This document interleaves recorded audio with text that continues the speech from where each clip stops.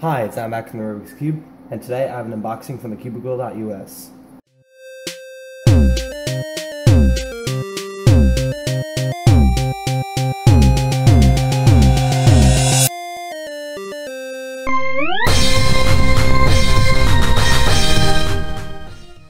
First of all, I'd like to thank the Cubicle for sending this out to me. I'm very excited about this puzzle.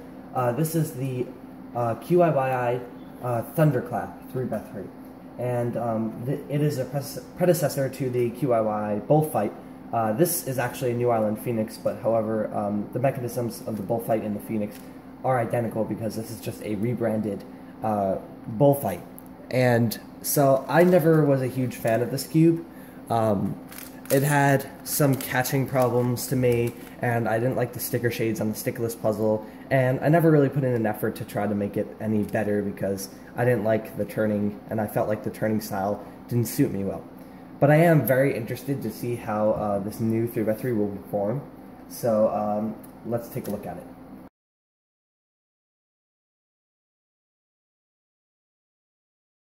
Alright, there we go.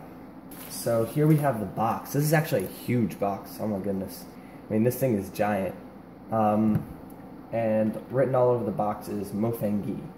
So we can see, I know Mofengi, I mentioned in my last unboxing, is magic cube in Chinese. So I'm not sure, I don't believe this is a brand. QiYi is the brand, however they put Mofengi on their box. I'm not sure who this speedcuber is or designer. Possibly the creator, but I'm not sure about that. Now, from what I heard, this does have a cube bag inside of it. So it's pretty obvious to me that they're trying to just catch up with their competition. The New Island basically took their cubes and put a cube bag in it and then sold it for a higher price. So they're basically trying to stop that, and I think it's a very smart idea. And now all the business will shift towards them away from the knockoff. So that's very smart. Let's see what else is in here. This cubicle business card. And very good. So let's get into the cube. Alright, so let's crack into it.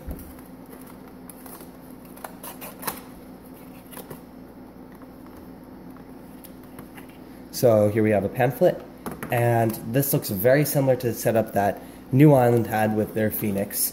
So let's take a look here. And here we have the mesh bag. And this is basically exactly what New Island gave. It has the same nylon strings right here. Same mesh bag, even the same label. The only thing that's different is the logo that's on the label. So that's kind of interesting. It might be that New Island decided to partner up with them and just combine, or it might be that Mofengi, like I mentioned earlier, is trying to catch up with the competition and making the same cube bag. But still, either way, it's a very good cube bag, and I'm happy about that. But let's get into the cube. And like I mentioned earlier, this is the same package that New Island had for their 3x3, just with a different box and different logo on the bag. This is packaged very, very well. It's impressive. And so well, it's not coming out. Alright, there we go. So, first looks, we can see this logo right here. So you can see the logo, and that's definitely not New Island because of that logo. Again, I'm glad that these newer cubes are being wrapped in plastic to protect the stickers. It's definitely a good idea. And from what I can tell so far, these stickers look very nice. Alright, here we are. So this actually feels very nice, first of all. Feels a bit looby. So if we take a look at the logo once more, we can see there's a piece of tape covering it. Kind of like how the Moyu logo came for a little while on the Oolongs. And I'm not a huge fan of that, so I'm just going to rip it off. But let's get into first turns.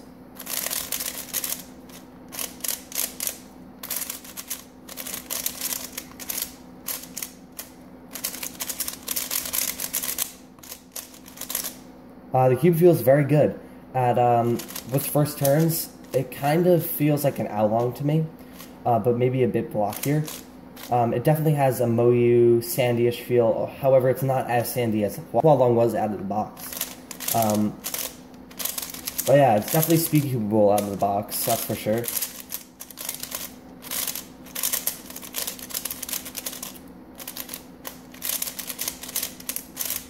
I am getting a few locks here and there, but mostly that is due to the fact that this cube is pretty tight at the moment.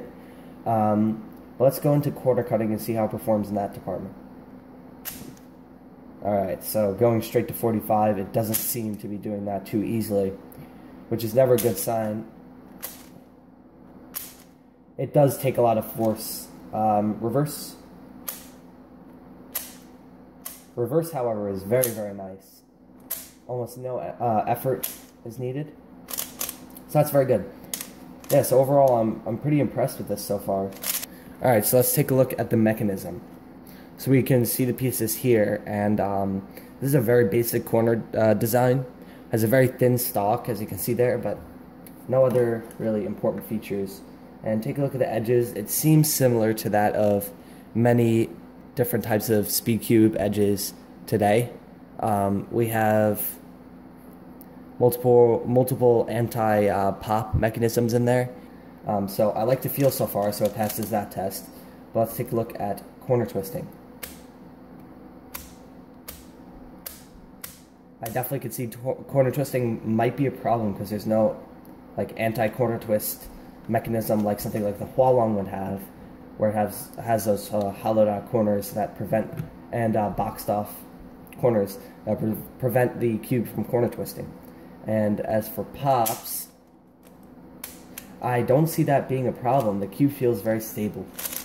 So let's take a look at the Phoenix, or the Bullfight, and compare it with the Thunderclap. So as you can see here, these are two very, very different mechanisms for sure. This has a very thin torpedo up here, while this has a much thicker one. We have many more indents down here than we do, and these sides look very different as well. The Bullfight has tracks over here, whereas the Thunderclap does not. So from what I've seen so far, I can say that I think that the Thunderclap was going for more stability, which it definitely seems to have achieved so far from what I've seen. So the only way to test that for sure is to go ahead and solve it, so let's do that. Another thing to note is that these shades are very nice. These are Moyu shades, which is interesting. I don't know if they're even allowed to do that. They probably are, so yeah, but that's interesting to see, definitely. So let's go ahead and solve it.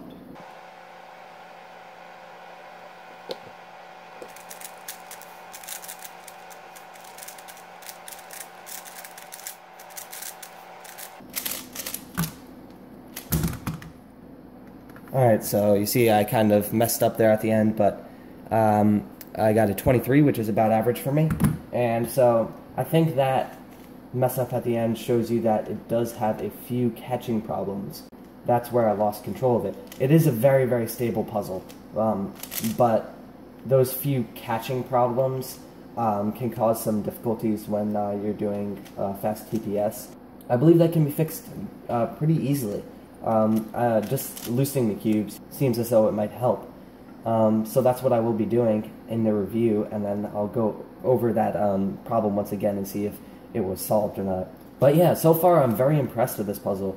It's a very stable cube. It seems similar to an Along in some ways, which is definitely a good thing. But it does stand apart in some aspects. Definitely look forward to the review of this, where I'll go over whether or not this is worth it to buy. And from first impressions, I can say that yeah, it is a pretty good cube. So if you're interested in getting basically a stabler Along, then I would suggest going and picking this up. I'm not sure how much it is, but you can check in the link down below, the cubicle where you can buy this cube. And I would like to thank him once again for letting me try this out. And yeah, so that's about it for this one. If you have any comments, questions, or suggestions for me to improve my videos, you can leave them down below, and that would be much appreciated. Like, share this video, and follow me on social media in order to be awesome, and don't forget to subscribe. Thanks for watching.